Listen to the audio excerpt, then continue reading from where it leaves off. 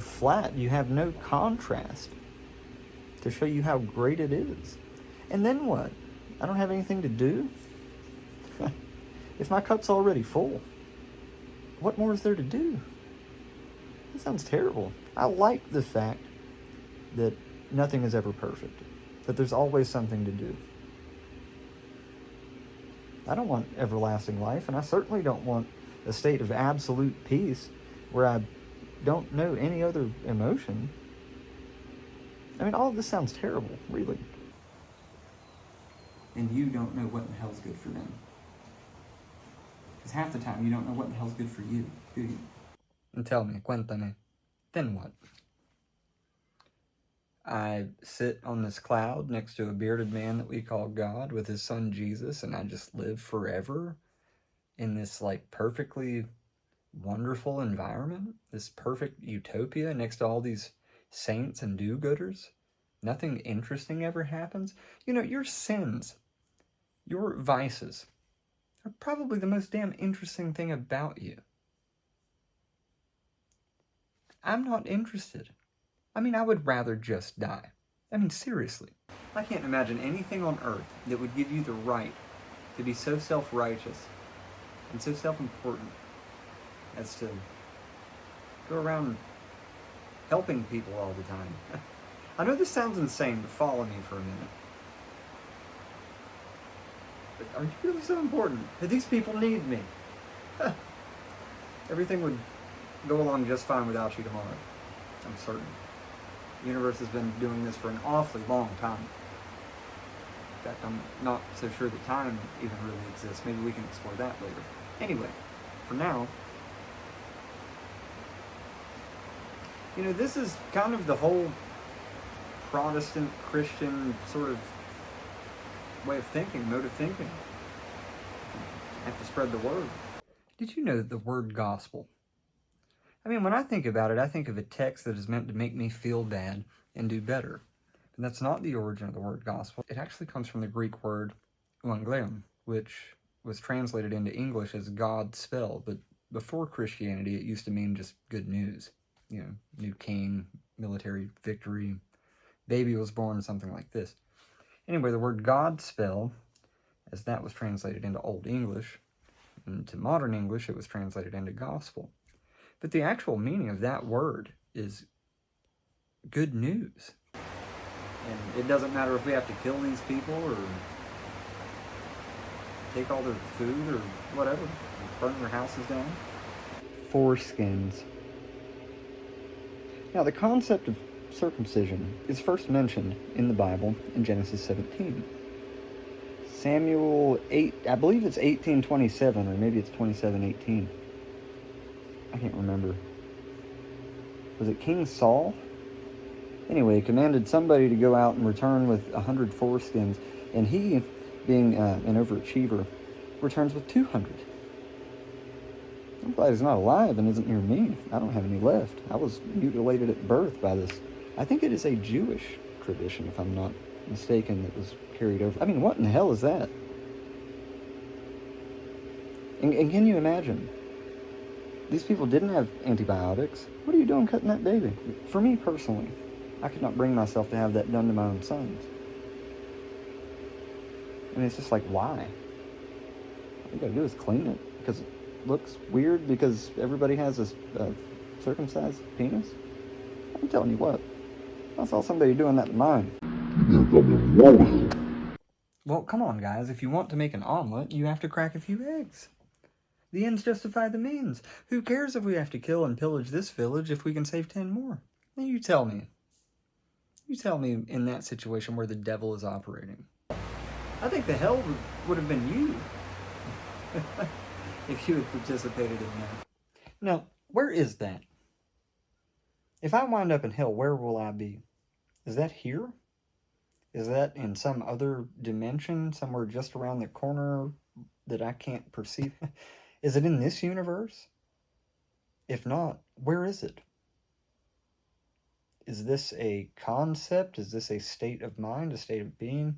Oh, I'm in heaven because I've done a lot of good things and I'm reaping the rewards of good karma. I'm in hell because I've put myself here with all of my bad deeds. Now, I am a rugged individualist. I would describe myself as such. For the purpose of game playing, I'm a rugged individualist. But deep down, I know there's no such thing. There are no individuals. Show me one. Show me one. Separate them from the background. Separate them from... Explain to me how they're separate from the path they weave in life and the things they do and the environment they happen to inhabit. If you're a scientist and you want to describe an animal or an insect or a tree or whatever, you can't describe any damn thing without also describing the environment that it lives in. So yeah, there are no individuals. Or are we making a grave mistake by not reading this book, which was originally written in Aramaic, translated through, I think, 3 or 4 languages before reaching English, then rewritten by under the authority of King James? I don't know if everybody played the game called, I don't know if you call it a game, but it's more of like a social experiment, I guess you could say, called Broken Telephone. I don't know if everybody played that in the first grade, but I did. And it's amazing how that message changes through 20 different people. Now, let's add in a couple thousand years, a lot more people, a few language changes, in the fact that the first book wasn't even written until about 100 years after Jesus' death. No, that message would be perfectly preserved and intact, wouldn't it? Most of the original Aramaic is completely lost. Most of the original meaning is completely lost or has been changed. And I can explore that a bit. Come with me and jump into my mouth, said the grizzly bear, just before hibernation, to the trout. Under the guy's very sincere promise, he was going to carry him safely over to the other side of the river, because otherwise the damn fish would have drowned. One more thing, 3 more. First, I want to reiterate that I have nothing to teach. Anything you think you gain from me is only an illusion, only a hallucination, a delusion in your own mind. Well, remember that I'm of the impression that we are not separate. And so any knowledge that I have, you also have. You just don't have access to it right now because we can only experience each other one at a time. But since at the most basic level, you are the entire universe experiencing itself subjectively in the place that you call right here and right now.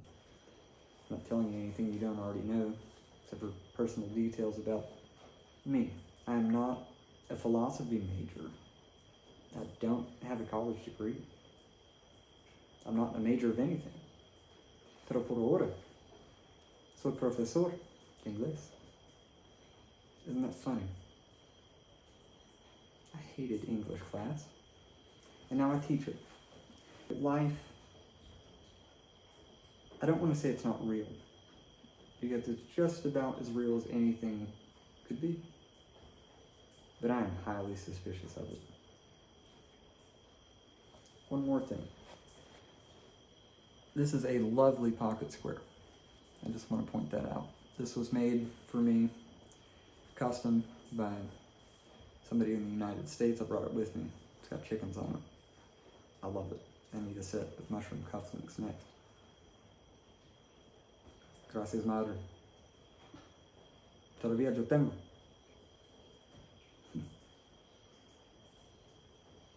So, I am often asked why the suit. They look damn good in it, and you would too if you put one on. Now, of the 3 modes of dress that I've shown you, which one looks more like a person who is respectable, who commands respect when he walks in the room, who deserves it? The guy in the freaking suit. Okay, and now... For the record, I don't ever wear my pants like this. It's just for the video. God, I would be so embarrassed to walk around this way. Now, and by the way, I've also shown you a state of undress. This one. This person and the person in the suit are practically 2 different people. Well, I mean, if we're honest, in effect, they are 2 different people because nothing is static. And when I say I 5 seconds ago, is that I me now? Surely I'm not exactly the same person I was this morning or last week. after having exchanged atoms and gone through the aging process? I mean, right or wrong? Or is there an underlying type of core structure to my being that prevents me from being different from moment? I'm under no obligation to be the same person I was 5 seconds ago. I would admit to having split personalities if I wasn't so convinced that nothing's split at all. So anyway, now I'm a hooligan on a motorcycle with my pants below my waist, and I look like I'm getting ready to go rob your grandmother. Which one of these are you going to trust to teach an English class?